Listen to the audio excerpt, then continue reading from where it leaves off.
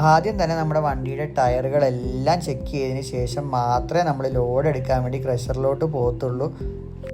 അപ്പോൾ നമ്മുടെ വീഡിയോയിലോട്ട് എല്ലാവർക്കും സ്വാഗതം. നമ്മളിതാ തെങ്കാശിയിലോട്ട് ലോഡ് എടുക്കാൻ വേണ്ടി പോയിക്കൊണ്ടിരിക്കുകയാണ്.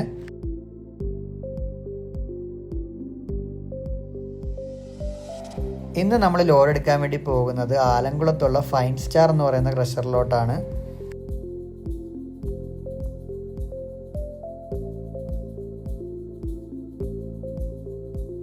അങ്ങനെ നമ്മൾ ലോഡ് എടുക്കാൻ വേണ്ടി ഇതാ ക്രഷറിൽ എത്തിയിട്ടുണ്ട്. ലോഡിനൊക്കെ അത്യാവശ്യം നല്ല രീതിക്ക് റേറ്റ് കൂടിയതുകൊണ്ട് തന്നെ വണ്ടി തിരക്കും കാര്യങ്ങളൊന്നും ഇല്ലായിരുന്നു. നമ്മുടെ ചെറുക്കനെ നമ്മളിതാ ലോഡ് കയറ്റാൻ വേണ്ടി ഇവിടെ പിടിച്ചിട്ടിട്ടുണ്ട്.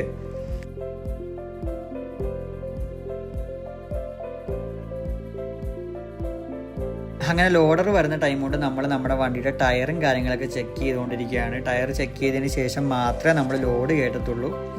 വണ്ടി തിരക്കും കാര്യങ്ങളൊന്നും ഇല്ലാത്തത് കൊണ്ട് തന്നെ പ്ലാനും കാര്യങ്ങളൊന്നും ഓടിയിട്ടില്ല. അത്യാവശ്യം ലോഡെല്ലാം സ്റ്റോക്കായിട്ട് തന്നെ ഇവിടെ കിടപ്പുണ്ട്.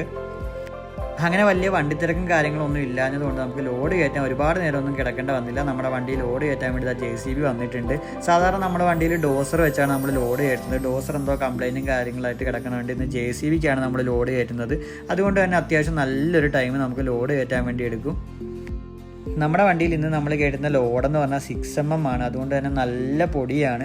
മാക്സിമം പൊടി ഇല്ലാണ്ട് വേണം നമുക്ക് ലോഡ് കയറ്റാൻ, എന്നാലേ നമുക്ക് യാർഡിൽ കൊണ്ട് ലോഡ് ഇറക്കാൻ പറ്റൂ. അങ്ങനെ നമ്മുടെ വണ്ടിയിൽ ലോഡൊക്കെ കയറ്റി എല്ലാം സെറ്റാക്കിയിട്ടുണ്ട്. ഇനി നേരെ വേബ്രിഡ്ജിൽ പോയി വണ്ടിയുടെ വെയിറ്റ് എടുക്കണം. വെയിറ്റ് എടുത്തതിന് ശേഷം നമ്മൾ നേരെ ഓഫീസിൽ ചെന്ന് അവിടെ ചെന്ന് ബില്ലും പാസും എല്ലാം മേടിച്ചതിന് ശേഷം മാത്രമേ നമുക്ക് ക്രഷറിൽ നിന്ന് ഇറങ്ങാൻ പറ്റൂ. സാധാരണ ബില്ലും പാസും കിട്ടാൻ അത്യാവശ്യം നല്ല ടൈം എടുക്കുന്നതാണ്. ഇന്ന് വലിയ വണ്ടി തിരക്കില്ലാഞ്ഞുകൊണ്ട് ഞാൻ മാത്രമേ ബില്ലും പാസും മേടിക്കാനുണ്ടായിരുന്നുള്ളൂ.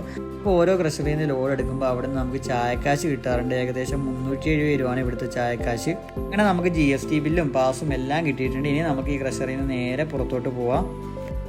അങ്ങനെ അവിടുത്തെ ഫോർമാലിറ്റീസും കാര്യങ്ങളും എല്ലാം കഴിഞ്ഞ് നമ്മളിതാ വണ്ടിയായിട്ട് ക്രഷറിൽ നിന്ന് പുറത്തോട്ട് ഇറങ്ങിയിട്ടുണ്ട്. അപ്പോൾ ഇനിയുള്ള കാഴ്ചകളൊക്കെ നമുക്ക് അടുത്ത വീഡിയോയിലൂടെ കാണാം. അപ്പോൾ ഈ വീഡിയോ എല്ലാവർക്കും ഇഷ്ടപ്പെട്ടു എന്ന് വിചാരിക്കുന്നു. ഇഷ്ടപ്പെട്ടെങ്കിൽ ലൈക്ക് ചെയ്യുക, കമൻറ്റ് ചെയ്യുക, സബ്സ്ക്രൈബ് ചെയ്യുക, മാക്സിമം എല്ലാവരിലോട്ടും എത്തിക്കുക. നിങ്ങളുടെ അഭിപ്രായങ്ങളെല്ലാം കമൻറ്റിലൂടെ അറിയിക്കുക. അതനുസരിച്ചായിരിക്കും നമ്മൾ വീഡിയോ പോസ്റ്റ് ചെയ്യുന്നത്. അപ്പോൾ അടുത്ത വീഡിയോയിൽ കാണാം.